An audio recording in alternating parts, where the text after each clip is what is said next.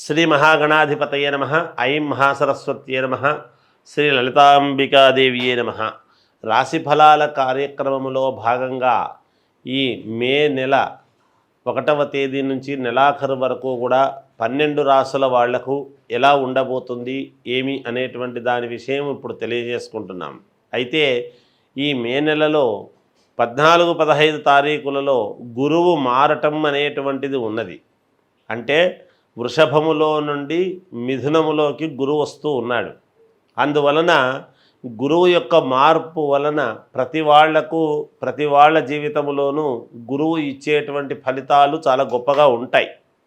అయితే సహజముగా లగ్నములో గురువు ఉన్నాడు అంటే 1,00,000 దోషాలను కానీ పోగొడతాడు అని శాస్త్రము ఉన్నది. కాబట్టి అటువంటి గురువు అంటే ఏమిటి? మనకు గురుగ్రహము అనేటువంటిది దైవ అనుకూలతతో మనము ప్రమాణముగా చూసుకోవాలి.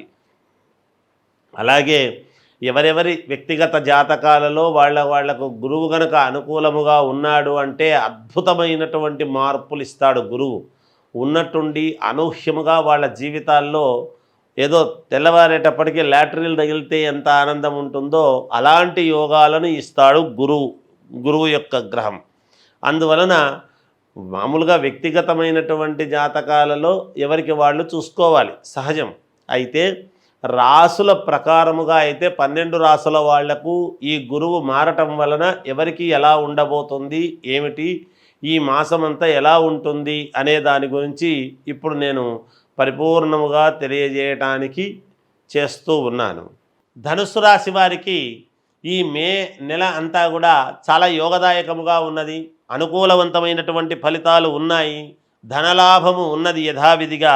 అంతేకాకుండా రాజకీయాల్లో ఉండేటువంటి వాళ్లకు గొప్ప గొప్ప పదవులు రావటము కానీ అదృష్టం అనేటువంటిది అన్ని రంగాల్లో వాళ్లకు ఏ రకంగానైనా అదృష్టం అనేది కలగవచ్చును. మీకు తప్పకుండా అదృష్టం కలుగుతుంది. చాలా మంచి మంచి అవకాశాలు వచ్చేటువంటివి ఉన్నాయి. ఆర్థిక ఇబ్బందులు అనేటువంటివి తొలగిపోతూ ఉన్నాయి.